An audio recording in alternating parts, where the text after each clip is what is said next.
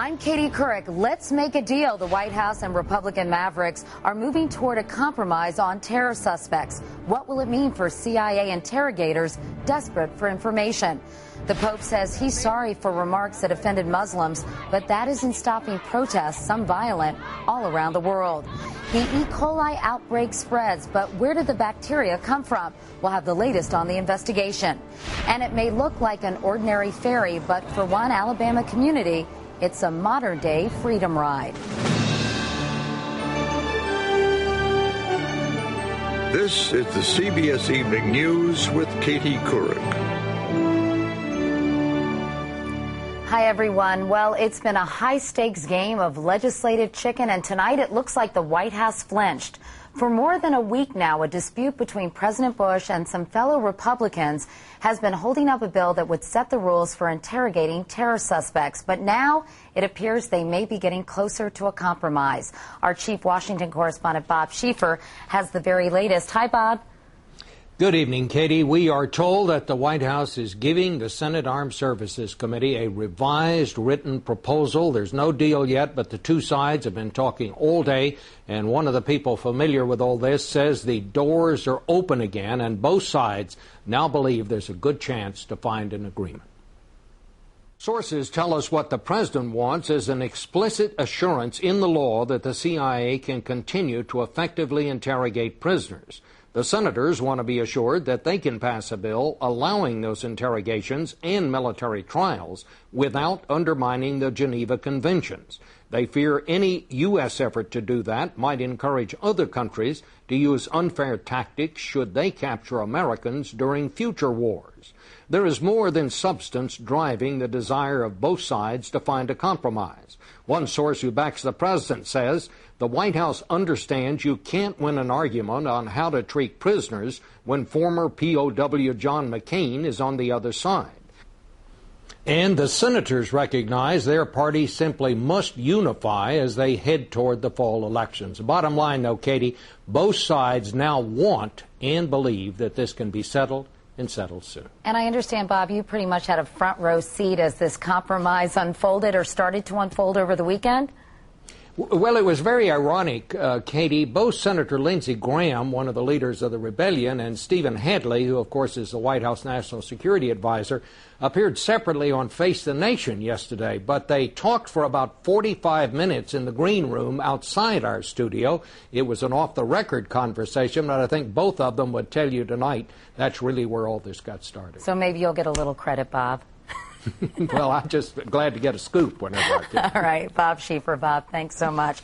Well, all of the political back and forth may have obscured the real issue here. How far exactly can CIA interrogators go when it comes to extracting important information from suspected terrorists? We asked National Security Correspondent David Martin to find out. CIA Director Michael Hayden has briefed members of Congress on so-called stress-inducing techniques used to extract information from high-level terrorists. Tactics the president has called tough.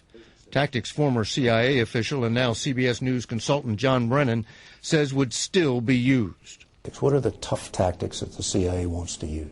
Sleep deprivation, long periods of standing, other types of things that will try to wear down a detainee's resistance to questioning. Tom Malinowski of Human Rights Watch says that depending on how harshly the techniques are applied, they would violate the Geneva Convention's ban on cruel treatment, which now applies to prisoners held by the CIA.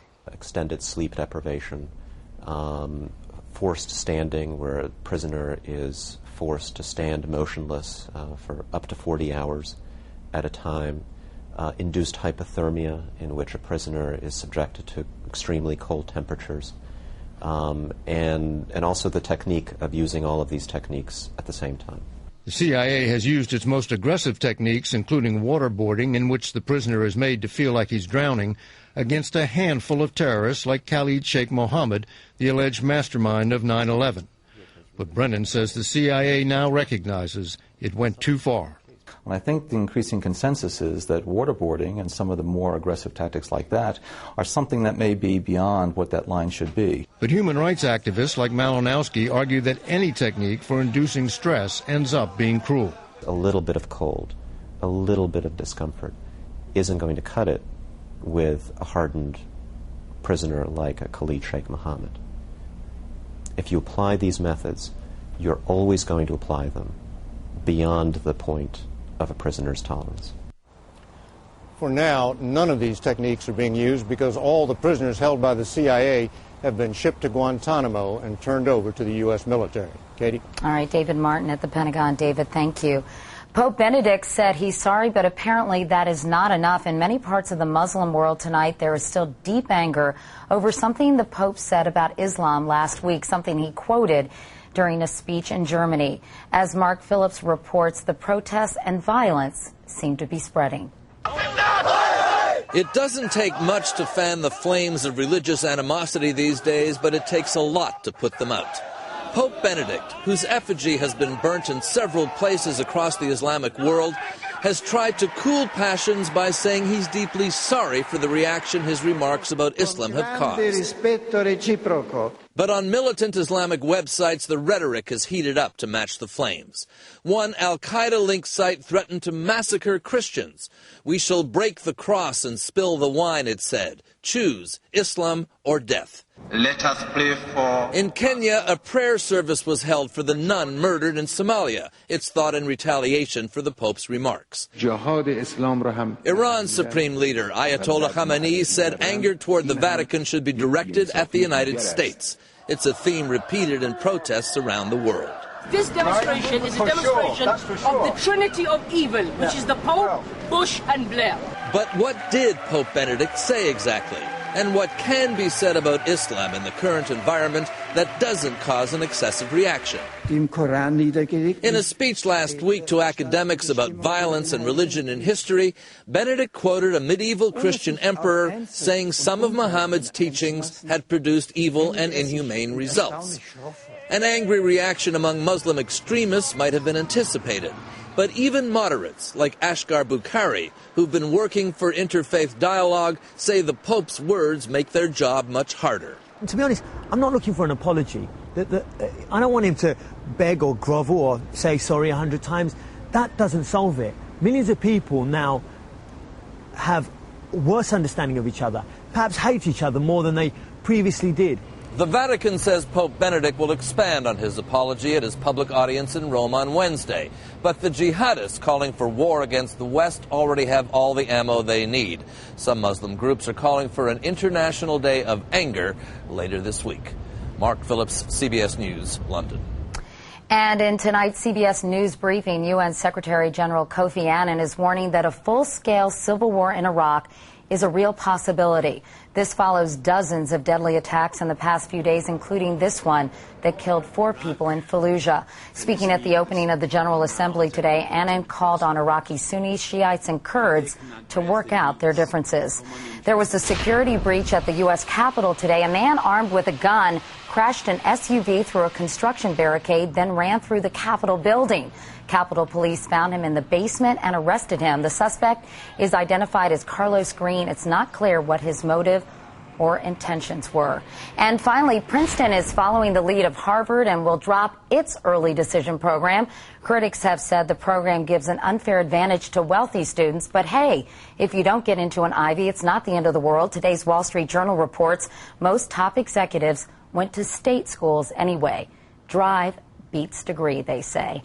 Now to the search for answers in that giant recall of fresh raw spinach, the kind that comes in plastic bags. Finding the source of the E. coli contamination might actually be tougher than finding a needle in a haystack, because from the field to the store, there are so many ways for bacteria to actually get into the spinach. The government now confirms outbreaks in 21 states. 1 person has died. 113 others have gotten sick. The latest now from John Blackstone. In Brookfield, Wisconsin, 6-year-old Will Grinches is spending his first full day at home after 2 weeks in and out of the hospital with an E. coli infection. He became gravely ill after eating fresh bagged spinach. It was tough. It was up, down, up, down. It was tough. It wasn't fun. The exact cause of the E. coli contamination still remains unknown, despite days of inspection by federal officials at the California plant identified as the likely source. Natural Selection Foods is a huge processor that ships bagged produce across the nation. Some 34 separate brands of bagged spinach are packed by Natural Selection. Its variety of labels can be found in every major city and 74% of America's supermarkets. In earlier days, if contaminated produce made somebody sick, the outbreak would be limited to one town or one region. The food distribution system now provides great variety and good prices, but often at the cost of having no idea where the food comes from. Chef Alice Waters insists on knowing where everything in her kitchen comes from. This salad was picked this morning up at Bob Kennard's farm. One of America's most decorated restaurateurs, Waters has been promoting local food grown by local farmers as a better choice than vegetables packaged and shipped long distance. Who knows what the sort of incubation of it is in that bag, and it's being distributed and held for a long period of time. It makes it much more difficult. California's farmers were warned by the FDA last November to be more careful after contaminated lettuce caused E. coli infections. Inspectors have been in the fields, but still haven't found the cause of that outbreak. John Blackstone, CBS News, Oakland. And for the very latest on the E. coli outbreak, as well as other news, you can go to our website at cbsnews.com. And coming up next on the CBS Evening News, the anthrax murders. It's been 5 years. What's the latest on the case?